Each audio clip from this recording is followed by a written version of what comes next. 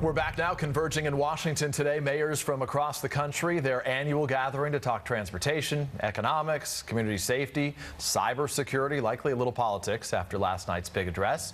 San Diego Mayor Kevin Faulconer is joining me now. Always nice to see you, Mayor. Appreciate your time. Peter, thanks for having me back. Great to be back. Give us a sense, if you can, very quickly. Does the president deserve credit for the improving economy right now? There's new numbers out right now that you guys are putting out, highlighting the fact that all 363 metropolitan areas in the country will add jobs in the coming year. Well, it's good news for the country, and I think there's more than enough credit to go around. And one of the things we're doing here at the Conference of Mayors is talking about how do we work better with Washington D.C. and a huge push from all of us as mayors.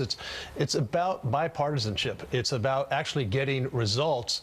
The things that the president talked about last night from a local perspective, infrastructure certainly, reforms and cybersecurity, which the president mentioned, hugely important to us in San Diego. Let me focus on infrastructure with you, if I can, quickly. We're going to speak to the transportation secretary here on the broadcast just a few moments from now. The current transportation funding will run out in May. How important is it that a deal gets done for cities like San Diego? Hugely important, and hugely important for every city. How far behind are we right now? Well, when you look at the backlog of infrastructure, and particularly at our roads, you look at our bridges. I mean, these are vital for commerce. These are vital for our families, obviously, to drive around.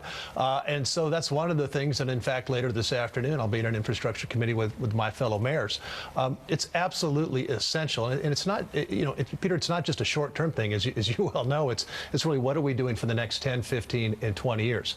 I think that is one area where Republicans and Democrats agree, and we have to get it done. Let's abbreviate our horizon for a little bit. Instead of 10 to 15 years, let's talk 2 years. 2016, not too far off right now. San Diego and the national spotlight just a couple days back as you guys hosted the RNC winter meeting. Among those in attendance, a guy who I think goes by the name Mitt Romney. He spoke to individuals there. Let's take a listen quickly to what he said. Some serious consideration to the future, but this I know. We can win in 2016 as a party, in the House, in the Senate, and in the White House, if we communicate a clear vision of where we're taking this country. Do you think Governor Romney can, or frankly should, get a third chance to try to lead Republicans heading into the 2016 election? And obviously that's going to be a choice for him. What do you think? Well, I'll tell you, he did a fantastic job as governor. I think he has a very clear and compelling message. I think on the Republican side, we're going to have a lot of candidates. They're going to have not only the ability to demonstrate results at certainly their own state level, but also from a national level. So I'm actually excited about the number of candidates that I think. But California is always ahead of the game. They're always the progressive state in this country.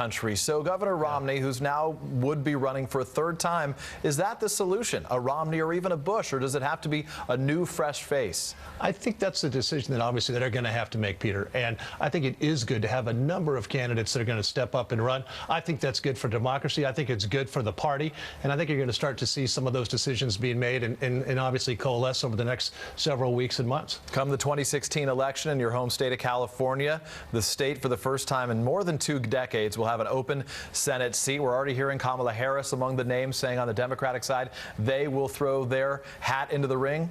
Is there going to be a strong Republican that can compete for that position? I think the answer will be yes, and I think we'll find that out certainly. Is that something that interests you? I'm interested in being mayor of the city of San Diego, doing exactly what I'm doing. I've been on the job for about 11 months now. I love it. We're really having a strong message of financial and fiscal reform that we've really done to help turn our city around. And we're focusing on issues like infrastructure, getting people back to work. That's what I talked a lot about in my State of the City speech last week. And do it in a way that brings everybody to the table. I mean, I am such a big believer that when you actually bring everybody together, get all of the input, you move forward by being inclusive. That's how you win. That's how you get results. And I think that's something that our cities and our country needs a lot more of. Kevin Faulconer, the mayor of San Diego, always nice to see you. I appreciate it. Sorry we brought the snow out for the San Diego mayor, but I want to give you a little taste of seasons.